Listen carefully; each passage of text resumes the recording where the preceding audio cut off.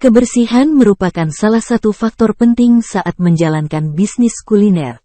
Jangan sampai pelanggan mengonsumsi makanan yang tidak higienis karena bisa membahayakan kesehatan. Seperti yang dialami seorang wanita dan pria berikut ini. Mereka awalnya memesan bakpao ayam. Tak diduga, di dalamnya terdapat benda yang menjijikan. Ya, akun TikTok @sugadadi awalnya memposting sebuah video. Video itu memperlihatkan bakpao berwarna putih. Tak ada yang aneh pada bakpao tersebut. Namun saat dilihat lebih teliti, ada benda kecil di atasnya. Benda tersebut adalah sebuah potongan kuku manusia. Si pria mengaku tak habis pikir dengan kejadian tersebut. Apalagi bakpao itu sudah dimakan setengah. Ini aku mimpi apa ya Allah?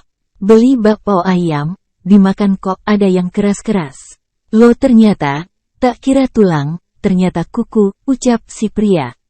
Sementara itu si wanita terlihat tertawa. Ia bahkan meminta si pria untuk berhenti menjelaskan insiden tersebut. Ia tampak jijik, netter pun ramai memberikan komentar. Mereka ikut tak habis pikir dengan kejadian tersebut.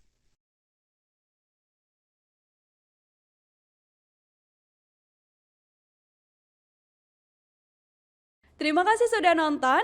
Jangan lupa like, subscribe, dan share ya.